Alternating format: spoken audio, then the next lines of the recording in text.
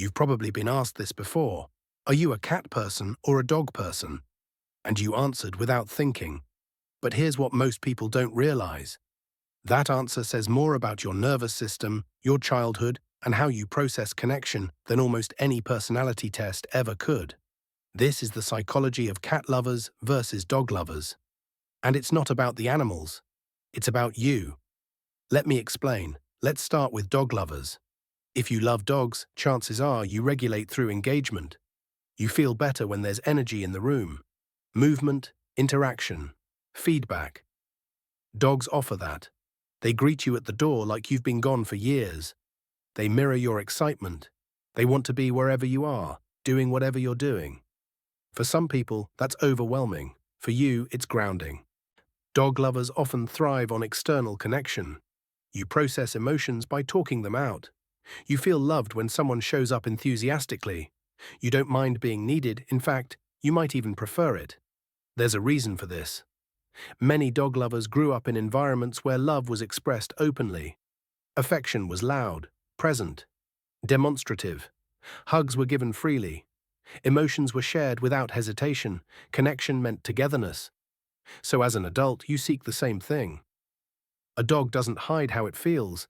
It doesn't play games. It doesn't make you guess. When it loves you, you know. And that clarity feels like home. Here's what research shows. Dog lovers tend to score higher in extroversion and agreeableness. Not because dogs make you extroverted, but because extroverts are drawn to companions that match their energy.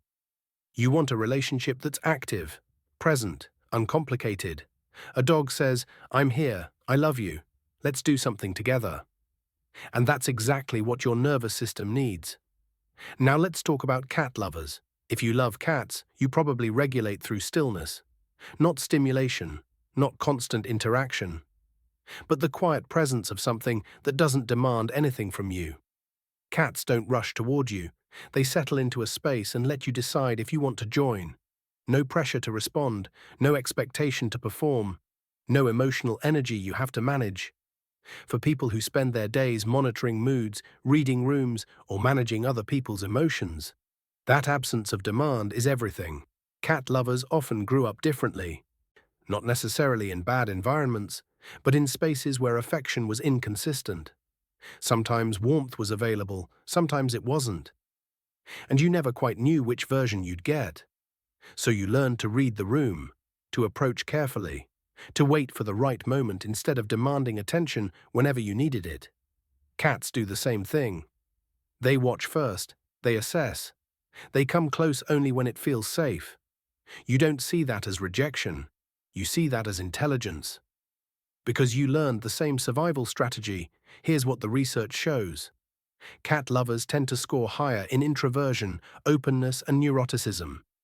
That last one sounds negative, but it simply means higher emotional sensitivity. You feel things deeply, you notice subtleties, you pick up on what others miss.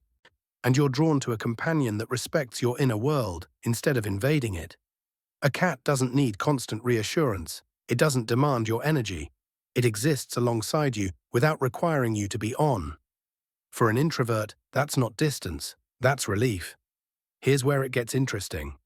The difference between cat and dog lovers often comes down to one thing: how you experience being needed. Dog lovers often feel validated by being needed. When someone depends on you, when they light up at your presence, when they can't function without you, that feels like love. But cat lovers, you might actually find that exhausting. You don't want to be needed desperately. You want to be appreciated quietly. You don't want someone who can't function without you. And you want someone who functions fine alone, but still chooses to be with you. That's what cats offer. They don't need you. They want you. And that distinction matters. There's another layer. Dog lovers tend to seek connection that's active and expressive. You show love by doing things together, by being present, by showing up consistently and enthusiastically. Cat lovers tend to seek connection that's quiet and deep. You show love by respecting space, by not overwhelming, by being there without needing to fill every silence. Neither is better. They're just different languages. Here's something most people miss. Your preference often reflects how you want to be loved, not just how you love. Dog lovers often want partners who are present, expressive, and unambiguous, who show up fully and don't make you guess. Cat lovers often want partners who respect boundaries, don't demand constant attention, and understand that silence isn't rejection.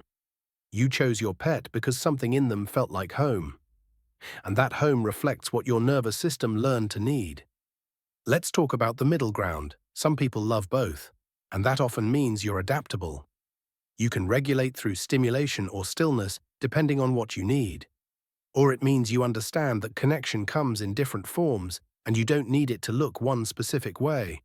You might have a dog's enthusiasm for life and a cat's need for solitude. You might crave active connection sometimes and quiet presence other times. That's not confusion, that's emotional range. Here's the truth. This was never really about cats versus dogs. It's about how your nervous system processes safety and connection. Dog lovers find safety in engagement, in being needed, in active love. Cat lovers find safety in stillness, in being chosen, in quiet love. Neither is right or wrong. They're just different maps to the same destination. Feeling understood, feeling connected, feeling home. So the next time someone asks, cat person or dog person, know that your answer isn't random.